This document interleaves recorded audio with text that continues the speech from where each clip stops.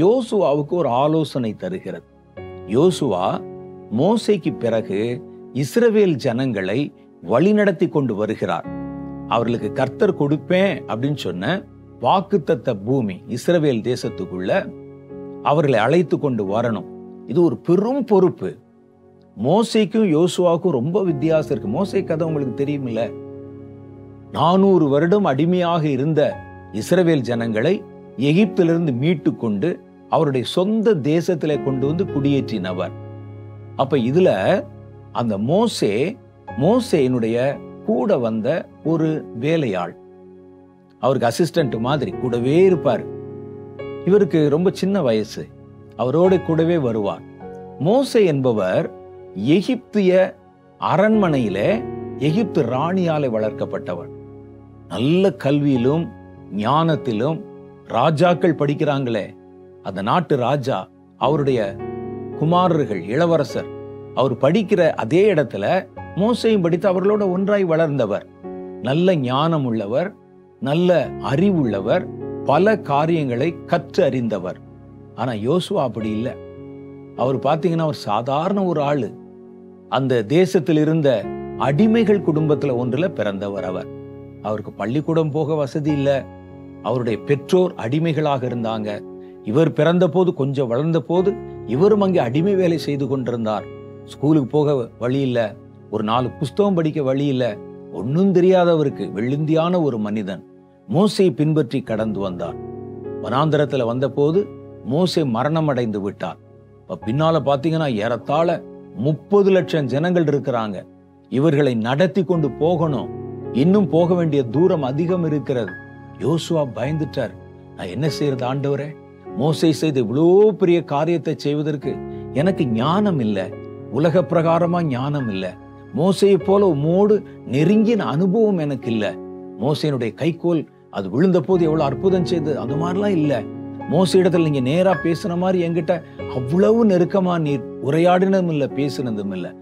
ஆவிக்குரிய அனுபவத்தை வச்சு பார்த்தாலும் மோசையும் என்னையும் கம்பேர் பண்ணவே முடியாது. ஆனா ஏன் கையில இவ்வளவு பெரிய பொறுப்பு வந்திருக்குதே, நான் என்ன செய்வது என்று அவர் ஒரு கணம் திகைத்து போனார். அப்ப ஆண்டவர் அவருக்கு ஒரு ஆலோசனை சொல்றார் பாருங்க.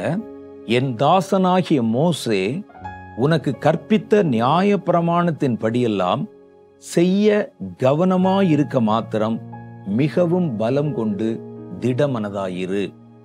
ஞானத்தை பத்திலாம் யோசிக்காத, சண்டை போடணுமேன்னு யோசிக்காத. இந்த இஸ்ரவேல் ஜனங்களை 30 லட்சம் பேரை எப்படி நடத்தணுமே என்று நீ யோசிக்காத. ஏன்னா அந்த 30 லட்சம் பேரை மோசே நடத்தின போது அவரே எவ்வளவு கஷ்டப்பட்டார் என்பதை யோசுவா பக்கத்திலிருந்து பார்த்தவர்.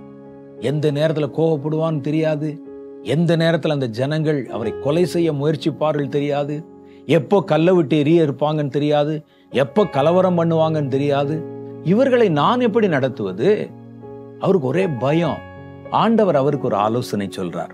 அவர் என்ன சொல்றாருன்னா, என் தாசனாகிய மோசே உனக்கு கற்பித்த நியாய பிரமாணத்தின்படி அல்லது வேதத்தின்படி எல்லாம் செய்ய கவனமாயிருக்க மாத்திரம் பலம் கொண்டு திடமனதாயிரு. இந்த ஜனங்களை எப்படி நடத்துறதுங்கிறதுக்காக உன்னை பலப்படுத்தவோ, பாதையில எப்படி நம்ம யுத்தங்களை செய்வது என்பதற்காக பலப்படுத்தவோ வேண்டாம். நீ எதுல பலம் கொண்டு திடமனதாயிருக்குன்னா, இந்த வேத வசனத்தை கை கொள்ளுவதுல, அந்த வசனம் சொல்லுகிறதை செய்வதுல மாத்திரம் நீ கவனமாக இரு. அப்போ என்ன நடக்குமா? நீ போகும் இடமெல்லாம் புத்திமானாய் நடந்து கொள்ளும்படி அதை விட்டு வலது இடது புறம் விலகாதிருப்பாயாக. இந்த வேத வசனம் இப்ப இவருடைய மனசுல இருந்த பெரிய குழப்பம் என்னன்னா, மோசையை போல ஒரு பெரிய படித்த கல்வி அறிவுள்ள பொது அறிவுள்ள ஒரு மனிதன் அல்ல நான். ஒரு அடிமை வீட்டில் பிறந்தவன், அடிமையாக வாழ்ந்தவன், வயதிலும் அனுபவத்திலும் குறைந்தவன். இவ்வளவு ஜனங்களை எப்படி நடத்துவது? அதற்கு வேண்டிய ஞானம் இல்லையே. மோசே பேசுற மாதிரி எனக்கு ஞானமா பேச தெரியாதே என்றெல்லாம் அவர் நினைத்து கொண்டிருந்தார். அப்ப ஆண்டவர் சொல்றாரு பாருங்க, நீ போகும் இடமெல்லாம் நீ புத்திமானாய் நடந்து கொள்ளும்படி இந்த வேதத்தை விட்டு வலது புறம் இடது புறம் விலகாதிருப்பாயாக. இது முதல் கட்டளை. 2வது பாருங்க, இந்த நியாய பிரமாண புஸ்தகம் உன் வாயை விட்டு பிரியாதிருப்பதாக. இந்த நியாயப்பிரமாண புஸ்தகத்தில் இருக்கிற வார்த்தைகளை நீ பேசிக்கொண்டே இரு.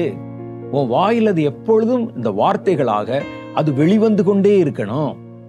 அவைகளை உச்சரித்து சொல்லிக்கொண்டே இரு, சத்தமா வாசித்து கொண்டே இரு. இதில் எழுதியிருக்கிறவைகளின் படியெல்லாம் நீ செய்ய கவனமாயிருக்கும்படி இரவும் பகலும் அதை தியானித்து கொண்டிருப்பாயாக. இதைத்தான் சங்கீதத்திலங்கர் சொல்றாரு, இரவும் பகலும் அவருடைய வேதத்தில் தியானமாயிருக்கிற மனுஷன் பாக்கியவான். அவன் நீர்க்கால்களின் ஓரங்களில் நடப்பட்டு தன் காலத்தில் தன் கனியை தந்து இலையுதிராதிருக்கிற மரத்தை போல் இருப்பான். அவன் செய்யறதெல்லாம் வாய்க்கும் என்று எழுதியிருக்குதே. இப்போ சொல்றாரு, இதற்கு ஒரு வழி இருக்கிறது. நான் பேசின என் வேதம், அந்த வேதம் உன்னுடைய வாயை விட்டு பிரியாம இருக்கணும். அதில் எழுதியிருக்கிறவைகளின்படியெல்லாம் செய்ய கவனமா நீ இருக்கணும். இரவும் பகலும் அந்த புஸ்தகத்தை வாசித்து அவைகளை தியானித்து கொண்டிருக்கணும். அது சொல்லப்படுகிற அர்த்தம் என்ன, அது எனக்கு என்ன சொல்லுகிறது என்பதை கவனமா வாசித்து கொண்டிருக்கணும். அப்பொழுது நீ உன் வழியை வாய்க்க பண்ணுவாய், அப்பொழுது புத்திமானாய் நடந்து கொள்வாய். அப்ப யோசுவாவுக்கு கர்த்தர் கொடுத்ததுதான், அதேதான் இன்றைக்கு நமக்கும் கர்த்தர் கொடுத்திருக்கிறார். ஒருவேளை உலக பிரகாரமா நமக்கு பெரிய ஞானம் இல்லாம இருக்கலாம். ஒருவேளை வேறு எந்த ஒரு காரியத்தை விளங்கிக் கொள்ள முடியாத ஞானமற்றவர்களா இருக்கலாம். ஒரு காரியத்தை செய்வதற்கு திராணி இல்லாதவர்களாக இருக்கலாம். வேதம் சொல்லுகிறது, அவருடைய வார்த்தை நம்மை கர்த்தருக்கென்று பெரிய காரியங்களை சாதிக்க நம்மை வழிநடத்துகிறது. அது அப்படியே யோசுவா தன் வாழ்க்கையில கடைபிடித்தார். கர்த்தர் சொல்லிட்டார்ல, மோசே அளவுக்கு என்னை உயர்த்த இந்த வார்த்தைகளால் மாத்திரம்தான் முடியும், இந்த வார்த்தைகளுக்கு தான் அந்த ஆற்றல் இருக்கிறது என்று உடனே உட்கார்ந்து இந்த வார்த்தைகளை, வசனங்களை அணு அணுவா பிரிச்சு படிக்க ஆரம்பித்தார். நடந்தது என்ன தெரியுமா? மோசேயினால செய்ய முடியாததை கூட யோசுவா செய்து முடித்து இஸ்ரவேல் ஜனங்களை எல்லாம் வாக்குத்தத்தம் பண்ணப்பட்ட கானானுக்குள் கொண்டு வந்தார். அதோடு கூட முடிஞ்சிரல. பெரிய பெரிய கோத்திரங்கள், 12 கோத்திரம், கோத்திர பிதாக்கள், அதுல பெரிய ஞானிகள் எல்லாம் இருக்கிறாங்க.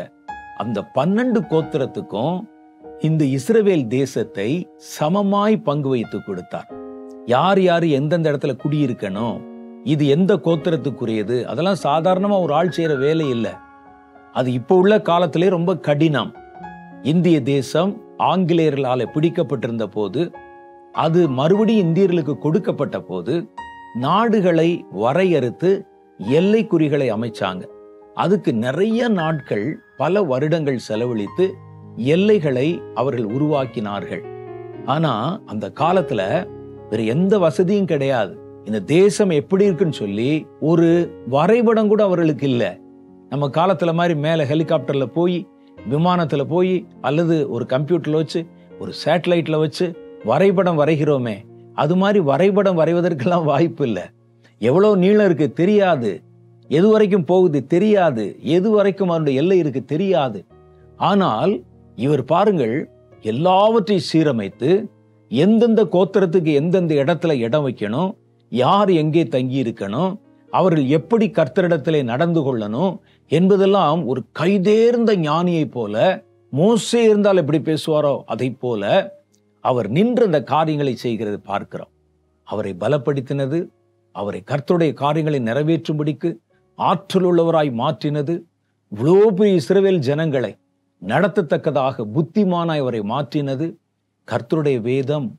அதுதான் கர்த்தருடைய வசனம் சொல்லுது. அதைத்தான் கர்த்தர் அவருக்கு ஆலோசனையாய் கொடுத்தார். இன்றைக்கு உங்களுக்கும் அதைத்தான் கர்த்தர் ஆலோசனையாக கொடுக்கிறார். இந்த வேத புஸ்தகத்தை நான் உங்களுக்கு ஏன் எழுதி கொடுத்திருக்கிறேன், அதை நீங்க வாசிக்கணும், இரவும் பகலும் தியானிக்கணும், கர்த்தருடைய வசனத்தின்படி நடப்பதற்கு கவனமாக இருக்கணும். கர்த்தருடைய வசனம் உங்களுக்கு என்ன சொல்லுதோ அதை கை கொள்ள வேண்டும்.